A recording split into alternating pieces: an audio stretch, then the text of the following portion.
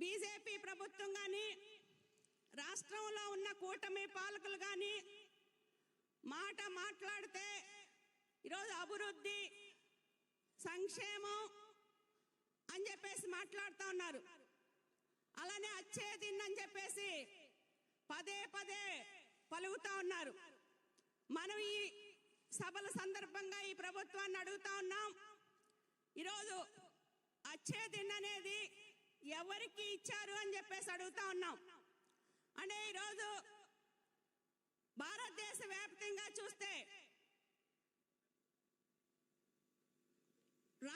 మొత్తం ఈ 78 సంవత్సరాల స్వాతంత్రంలో స్వాతంత్ర ఫలాలు ఎవరికి చేరిని అనేది ఈ పాలకులు మనం కనుక పరిశీలన చేస్తే దాదాపు మొత్తం భారతదేశ వ్యాప్తంగా ఉన్న సంపదలో 40% సంపద 1% ప్రజానీకం దగ్గర చేర్చారు.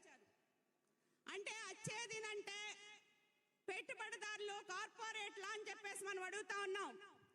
ఈరోజు అచ్చేదినంటే పెట్టుబడిదారులు కార్పొరేట్లకు కాదు, ఈరోజు నిజంగా పనిచేసే శ్రామికులకి అచ్చేదిన్ కావాలి అని చెప్పేసి ఈరోజు సిఐటి అడుగుతా ఉంది. అందుకని ఈరోజు పని చేస్తున్న చోట,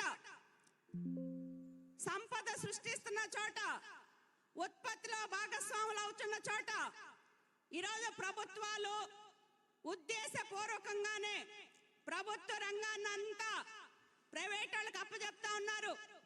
మొత్తం కాంట్రాక్టీకరణ పేరుతోటి ఎటువంటి భద్రత లేకుండా ఉపాధి అవకాశాలు మొత్తం తగ్గిపోతా ఉన్నాయి. కాంట్రాక్టు, కంటింజెంట్, అవుట్ సోర్సింగ్ పేరుతోటి పర్మనెంట్ అనే మాట ఈరోజు ఈ పాలకులు మర్చిపోయారు.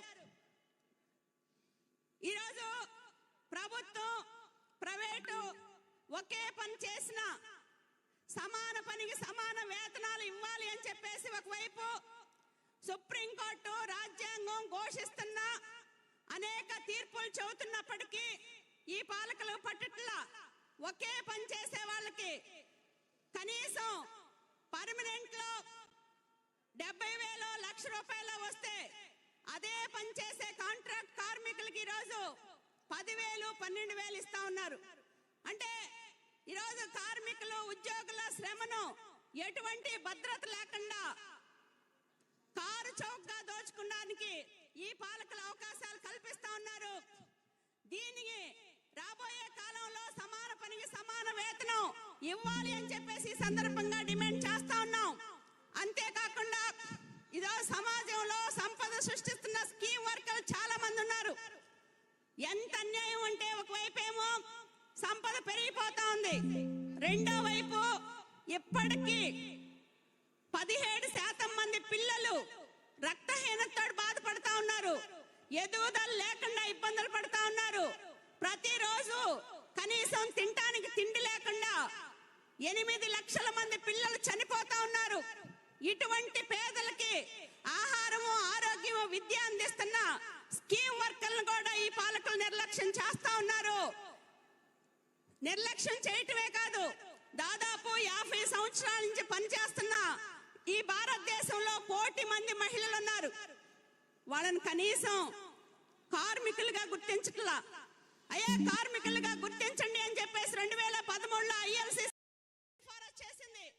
కనీస వేతనాలు ఇవ్వాలి అని చెప్పేసి నిర్ణయం చేసింది. ప్రతి కార్మికుడికి PF, ESI అమలు చేయాలి అని చెప్పేసి నిర్ణయం చేశారు. కానీ వాటిని గురించి మాత్రం ఈ పాలకులు పట్టట్లేదు. కనీసం ILO సిఫారసులు గుట్ట తాకలేశారు. ఈయన గుజరాత్ రోజు మోడల్ అని చెప్పేసి అక్కడ మోడీ గారు, ఇక్కడ చంద్రబాబు నాయుడు గారు చెప్తారు. మరి రోల్ మోడల్ గా ఉన్న గుజరాత్ లో ఈరోజు హైకోర్టు కనీస వేతనాలు, కనీసం కార్మికుడు బతకాలంటే 3 పూట్ల పౌష్టికాహారం తినాలంటే, వాళ్ళ పిల్లల్ని ఆరోగ్యంగా పెంచుకోవాలంటే 24,800 ఇవ్వాలని చెప్పేసి చెప్పింది. మరి అంత రోల్ మోడల్ ఉన్న గుజరాత్ అన్నారు రోల్ మోడల్ గా తీసుకొని ఈ పాలకులు కనీస వేతనాలు అమలు చేయాలి అని చెప్పేసి మనం డిమాండ్ చేస్తా ఉన్నాం. అంతేకాదు ఈరోజు వామపక్ష ప్రభుత్వాలుగా ఉన్న చోట కేరళ చాలా చిన్న రాష్ట్రమే, ప్రత్యామ్నాయ విధానాలు అవలంబిస్తా ఉంది.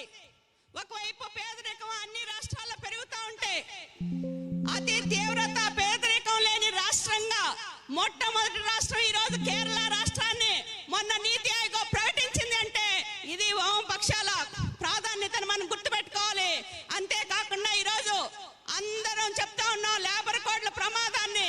లేబర్ కోడ్లు మేము అమలు చెయ్యము అని చెప్పేసి ఈరోజు కేరళ రాష్ట్రం ప్రకటన చేసింది. అంతేకాదు విద్యలో వైద్యంలో ప్రత్యేకంగా ఈరోజు కేరళ ప్రాధాన్యత ఇచ్చి వాళ్ళని అభివృద్ధి చేస్తా ఉంది. ఇటువంటి